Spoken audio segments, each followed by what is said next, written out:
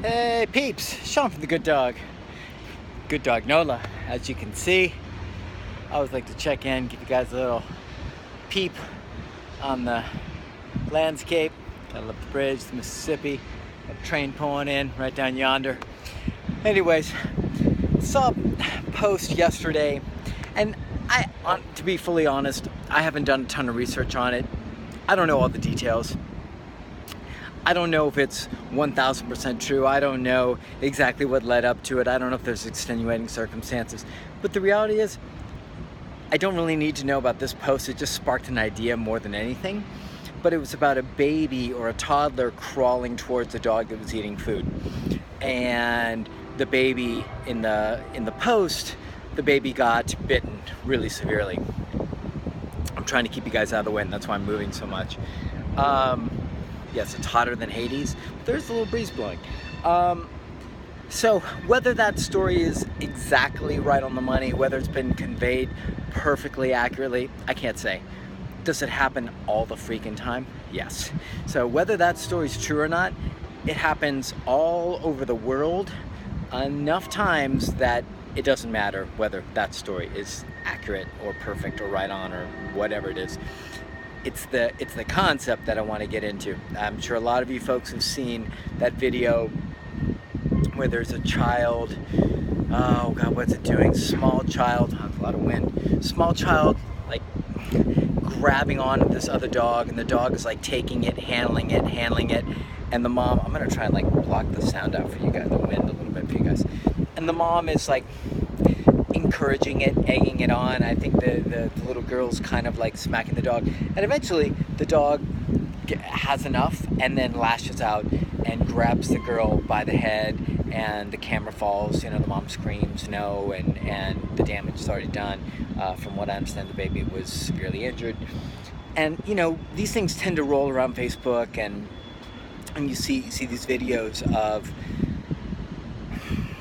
here's what I want to get at, of families trying to create this like glue, this kind of like, not even this glue, this imperceptible line between two species, because we live together and cohabitate together and love each other, right?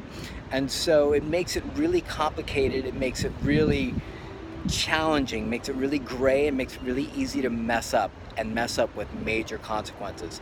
So the title of this one is, you know, the first thing that came to my mind, I'm always thinking, you know, like concepts for titles that kind of grab you and have something that like might elicit a response. And it was like, you know, I don't know, the Pointer Sisters or the Chic or something. We are family. We are family, except when we're not, or most of the time, or as long as you don't do things that I'm uncomfortable with, right? So what I want to talk about in this video really quick is that, yes, we are family. Yes, we do cohabitate.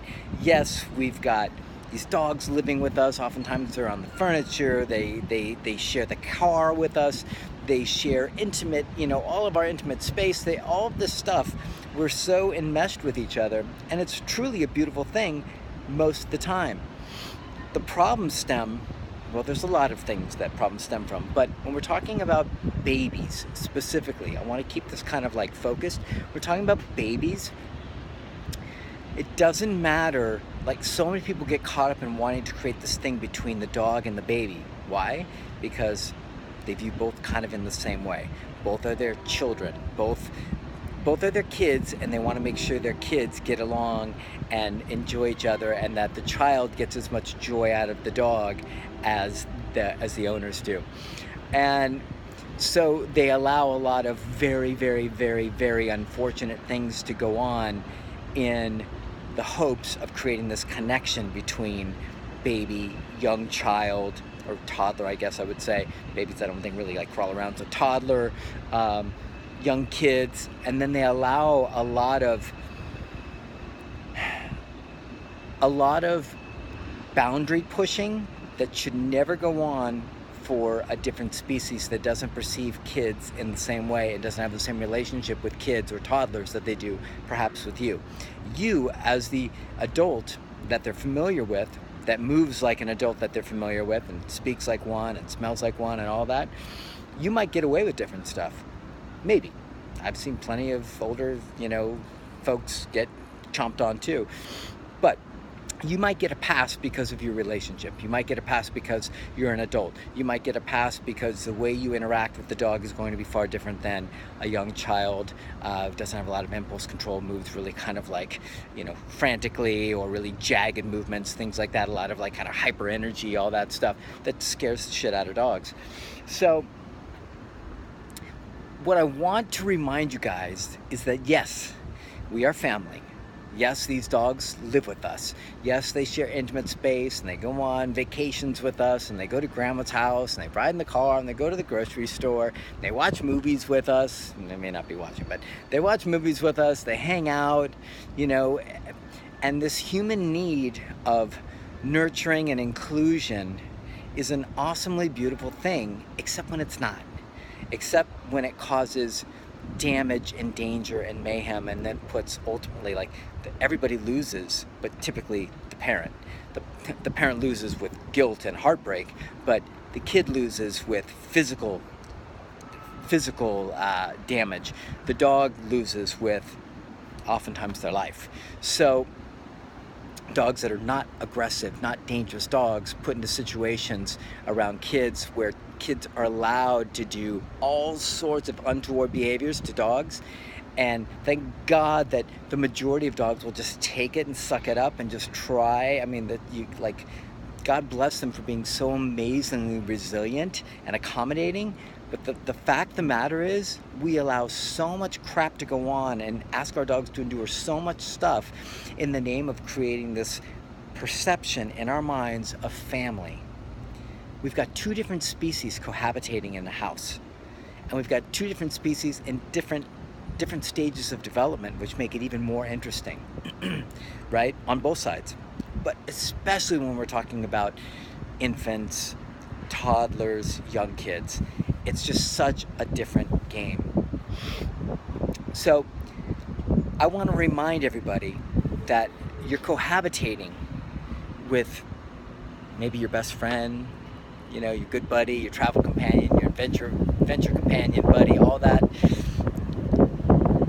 But it's still a dog. It's still a canine predator, and it's still main go-to for problem solving when things get bad, or its teeth, right? Let's just be really clear. Let's just be really straight. Let's just be really honest. Dogs will use their teeth when they are put under pressure and feel they don't have other better options, right? Or they've been taught that those options of using their teeth can be, this is obviously multifaceted and nuanced. But mainly what I want to get to is just, and I don't want to lose the nugget of this, which is, yes, we are family, but we are a family made up of two different species, and we need to honor the differences in those species in order to cohabitate harmoniously. You cannot ask a dog that doesn't understand the intentions or the behavior, the actions, the energy of these kids or these infants or whoever.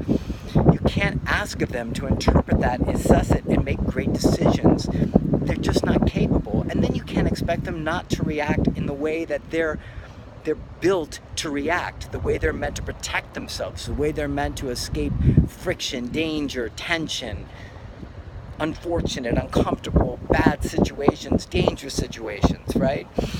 So let's remember that, yes, we are family. Yes, our dogs are huge parts of our lives. Mine are definitely huge parts of my life. But I never forget that they're dogs. They've got a ton of freedom. They're allowed all sorts of access and privilege, but I never forget they're dogs, and I always, always respect that. And I always demand that anybody that interacts with them respects that. And I'm always conscious and aware of anybody making any kind of trespasses or transgressions that might cause my awesome dogs to make a poor decision because they don't know what to make of a situation, because they're overwhelmed, freaked out, nervous, right? So that's your job. That's your job as a dog owner. That's your job as a parent. Realize, yes, we are family, but yes, we are a family built of two different species. And do not forget that. And do not put your child, do not put your infant, do not put your friends, do not put anybody in harm's way, and do not put your dog in harm's way by allowing unfortunate, negative, crappy, poor choices to go down. All right? I'll hope this helps, guys. Talk to you soon.